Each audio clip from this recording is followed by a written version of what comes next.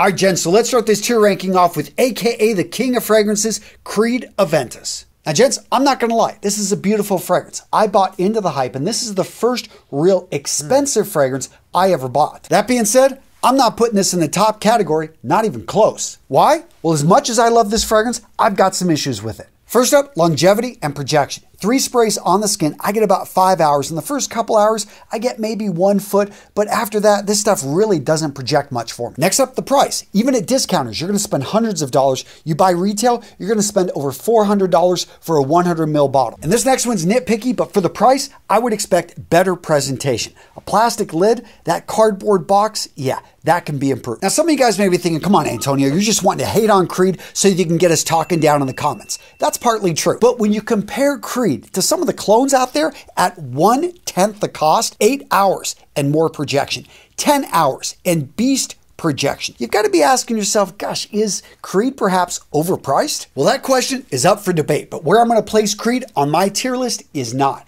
Down into reformulate, which actually doesn't mean too much because they reformulate this stuff every year, it seems like it. In today's video, gents, we're having some fun. We're tier ranking the top selling men's fragrances.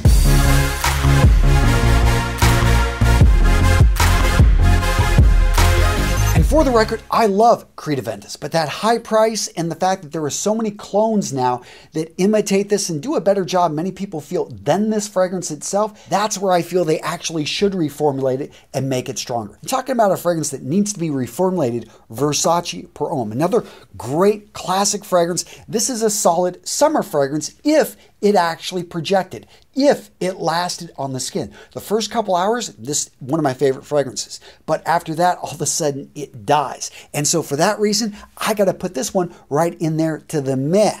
But I want to show you guys something. So if you were to take Creed Aventus and you were to mix it with Versace Homme and you throw these together, in my opinion, that's when you get Creed Aventus Cologne. And to show you guys I'm not a Creed Aventus hater, let's go ahead and put that one, boom, right in there at friggin' awesome. And at this point, I am ignoring the price because you need to put a little bit more on this, but I find that I like this one better than Creed Aventus nowadays. Perhaps I'm saying that just to get a rise out of some of you guys, and you can disagree with me down in the comments, but I have to say that Creed Aventus Cologne is totally under the radar. It's not the same thing. This is going to be fresher, it's going to be cleaner, and in my opinion, is a modern masterpiece. Next up on this list, we've got the 2010 release Bleu De Chanel Eau de Toilette. So they've, yes, come out with flankers of this. You've got the Eau de Parfum and you've got the Parfum. I'm not going to recommend either of those over this one. This is the classic, and many people love this one because it is so versatile. You can wear this with a suit. You can wear this simply casually out on the weekend with your friends. This is a solid fragrance. And if you happen to be in a store and you smell this and you like it, I think that this is one that is good to go to start your fragrance collection. And really, you can't go wrong with this fragrance. And for that reason, I'm putting it right in there at good to go. It is going to be something that's going to be, priced a little bit higher, so you're rarely ever going to find this thing on a discount. It is a relatively popular fragrance out there, so you're not going to stand up from the crowd. But overall, a solid pick, and again, that's why I'm putting it right in there in the center. Next up on our best-selling fragrances, we've got 1995's Le Male, and this thing still sells. It's got a variety of flankers out there. This is a solid fragrance, and it still is one of the top sellers because they've really built up a strong brand. Jean-Paul Gaultier, everything that goes along with this. When you look at the bottles, very recognizable when you see them. And although I do prefer some of the flankers out there, this is a solid, sweet fragrance. If you're looking for something just to start your collection, you want something a little bit more old school, and that's where I'm going to sink this down, is I do feel it's a bit old school. I do feel Ultramel is a better version of this, more modern.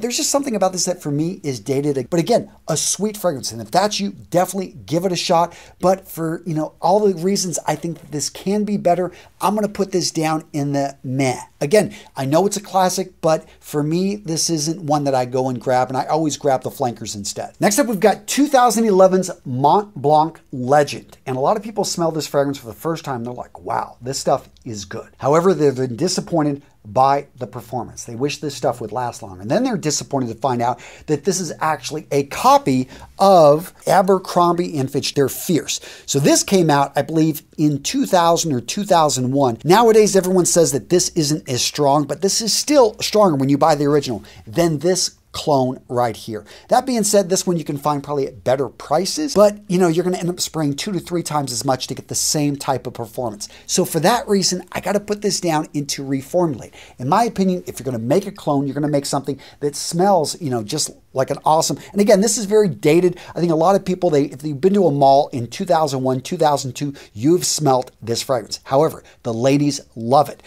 So that being said, if you want some, again, just because it's down to reformulate does not mean it's a bad fragrance. It just, in my opinion, I think they can do better, and it's something that there are some pretty, I think, better alternatives. Now, I'm not a hater on Montblanc. In fact, right here, Legend Spirit, I'm going to put up at friggin' awesome. Why? Because although it doesn't have as much strength, again, it's pretty similar to Legend, it's a freshie. And I don't expect freshies to have a whole lot of strength. This is something that you're going to wear when it's hot, when it's warm. And this one smells just like Invictus Aqua, which is much pricier. Paco Rabanne makes that fragrance. And this one, you know, again, for a fraction of the price, and both of them last about the same. Maybe this one a little bit shorter, but I just find that this one is better than the Legend. And they're really not that similar. I don't know why they call this one even a flanker, and it even shares the name. Very different fragrances. And if you want something for summer and you're able to find this at a discount, grab it.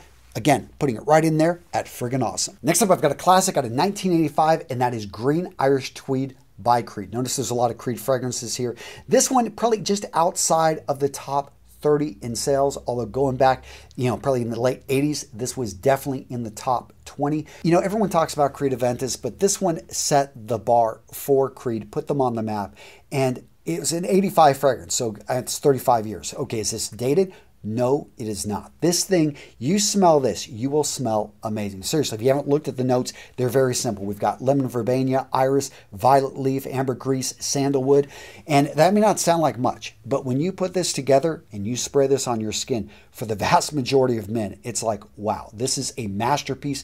And for that reason, the fact, you know, I'm going to ignore the price on this thing. Let's put it up there at the very top. Notice that is the fragrance community love child. And that means basically that nobody is going to talk bad about this thing. Seriously, gents, if you haven't smelled this fragrance on your skin, you're missing out. Next up, gents, you're getting a 2 for 1. 2 very popular fragrances, easily in the top 20 in sales. We've got Versace Eros, and then we have Dolce & Gabbana's The One EDT. Both of these are solid fragrances. I recommend them quite a bit. And what I like about these is that they're relatively safe fragrances. If you're a married man going on a date with your wife, big anniversary, The One. This one is an intimate fragrance. She's going to love it on you, and it's going to lead to a little bit of, you're going to get, I mean, you know you're going to get lucky later on, but this one guarantees it. If you're a single guy going out, Versace Eros, yes, you're going to smell like a lot of other guys out there. It is a popular fragrance, but the ladies eat this thing up. And for that reason, I've got to put both of these at good to go. They just fit right in there.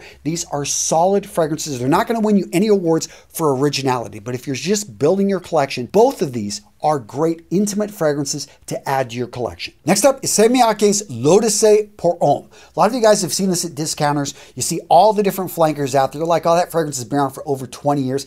Can't be that great at that price. I'm here to tell you, it is. And in fact, I've got to put it in the top category, not only because of value, but this is a solid fragrance. Why? Because it's a freshie that lasts. And I said that most freshies don't, and this one does. How does it get around it? It uses yuzu. That note right there, it's an Asian type of citrus that just, it's got, some people, I will admit, don't like it. They feel it's got a little bit of a pungent odor to it. Maybe it's a little bit of a dirty orange, but here's the thing, not orange, lemon. When you smell this, I find it beautiful. And this is a fragrance, a lot of you guys can let me know down in the comments. I know this is your go-to fragrance for so many of you guys, and it's such a steal. And if you want to try, you like this one, then try some of the flankers. A lot of the flankers don't smell anything like this. But here's the thing. Again, they're at a great price. The bottle is actually pretty cool. And again, for that reason, the value, the solid fragrance that this is, and the classic that it is, I got to put it up there in the top category. Next up, we got Viktor&Rolf's Spicebomb and Spicebomb Extreme. So I'm going to treat these as the same. They are different fragrances. If you can find Spicebomb Extreme, highly recommend this one.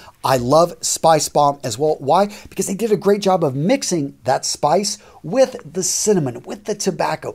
It's sweet, but it's not, I mean, some people consider it overly sweet. I don't. I just love this combination. I think it's the spice. This is a just beautiful combination, and the Spicebomb Extreme really takes it to that next level. Where am I going to put this? I got to put this at friggin' awesome. This is one of those fragrances that, even though I like a lot of ones lower on the list, this one does have a distinct characteristic. You know, when you smell this, it doesn't smell like anything else in your collection. At the same time, it smells friendly and familiar. You can wear this out to a club. Yes, some other guys may be wearing this. It's not as popular as, Versace Eros, but it will still draw on the ladies, and there's going to be something about you that they're going to want to close and smell. So for that reason, guys, whether you're single or married, definitely check out Spicebomb Extreme and Spicebomb. Now for these next two, where I'm putting them does not represent how good of fragrances these are, especially for a guy just starting off. If you want versatile fragrances, they're going to be green, but not overly green so that all of a sudden you smell like a plant. These are ones that have lavender, ones that, have a little bit of an aromatic to them,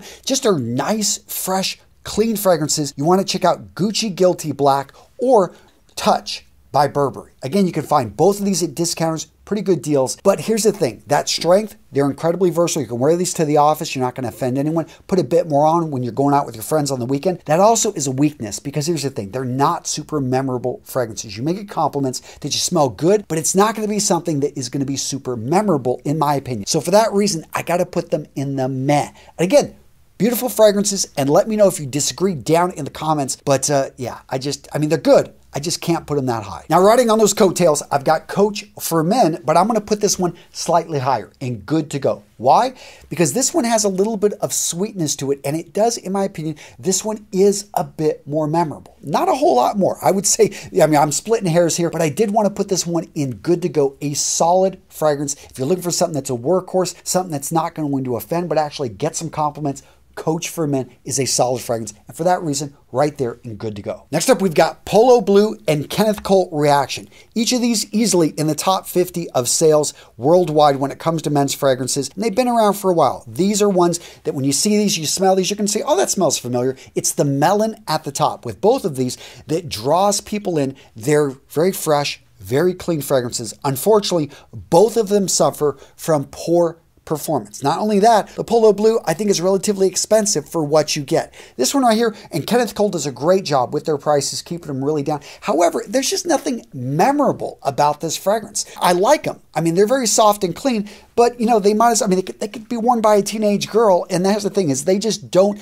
have a masculine bone in, not that fragrances have bones, but to think you guys get the point. I think that both of these could have more musk, they could have more sandalwood down at the base, they could be stronger at the base, and so for that reason, I gotta put both of these into reformulate. Now this next fragrance, Nautica Voyage, very similar to that Kenneth Cole Reaction, although it's gonna have a lot more ozonic, basically ocean type smells to it. However, it has a stronger dry down. And this one right here is a solid fragrance at a great price. And for that reason, guys, I got to put it right in there at friggin' awesome. Next up, we have 2004's Armani Code. Tons of flankers out there. You may be thinking, okay, I'm going to grab one of the more recent flankers. They're probably better. Here's the thing. If you haven't smelt the original, you need to try it.